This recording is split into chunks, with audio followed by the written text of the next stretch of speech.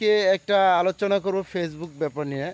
তো আমার নতুন ইউজার ভাই যারাই আছেন, আমি তাদের উদ্দেশ্যেই আজকে এই ভিডিওটা তৈরি করছি, বানাইতেছি।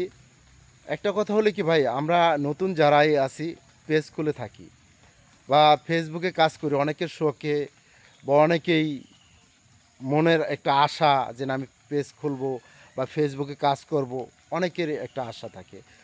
তো আমি সেই সব ভাই বোনেদেরকে বলবো, ভাই এই ফেসবুকে কাজ করতে হলে ধৈর্য ধরে কাজ করতে হবে। এই জায়গাটাই হচ্ছে একটা ধৈর্য জায়গা। এই জায়গায় থেকে যে ধৈর্য ধরে কাজ করতে পারবে সেই সফলতা অর্জন করতে পারবে। আরেকটা কথা হচ্ছে কি জানেন, এই ফেসবুকে কাজ করতে হলে আমাদের ফেসবুকের কমিউনিটি গাইডলাইন, রুলস মেনে কাজ করতে হবে। যারা ফেসবুকের কমিউনিটি গাইড রুলস মেনে কাজ করতে পারবেন তারা কিন্তু সফলতা হতে পারবেন এই ফেসবুক থেকে। কারণ ফেসবুকের গাইডলাইন যে মানবেন না সে ফেসবুকের থেকে সফলতা হতে পারবেন না। তাই ফেসবুকের গাইডলাইন মেনে কাজ করবেন। কথা হলো যেমন ফেসবুকে যারাই নতুন পেজ খুলেছেন তাদেরকে আমি বলতে চাই, কোনো মিউজিক ইউজ করবেন না।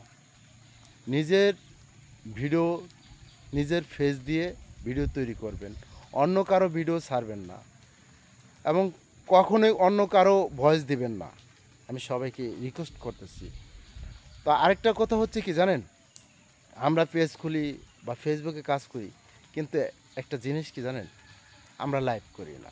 না, এই ফেসবুকে লাইভটা করা যে কত গুরুত্বপূর্ণ একমাত্র যে করে তারাই জানে। কারণ ফেসবুকে লাইভটাকে অনেক গুরুত্বপূর্ণ দেয়। কারণ পেজে কোনো ছোটোখাটো কোনো সমস্যা থাকলে এই লাইভের মাধ্যমে সেটা সলভ হয় অনেকের।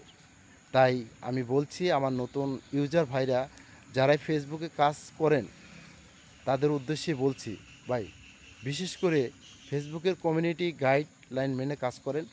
এবং আপনারা বিশেষ করে আমি অনুরোধ করব, আপনারা সপ্তাহে একটা দুইটা লাইভ করেন। কারণ লাইভটা করা অতি জরুরি। লাইভ করলে পেজের জন্য অনেকেই ভালো, সব দিক দিয়ে ভালো। তাই আমি আমার ভালোবাসার ভাই ব্রাদারগুলো যদি আমার কথাগুলো মেনে কাজ করতে পারেন, আশা করা যায় সফলতা হতে পারবেন। এই ফেসবুক থেকে কন্টেন্ট মনিটেশন পাবেন, আমার দীর্ঘ বিশ্বাস।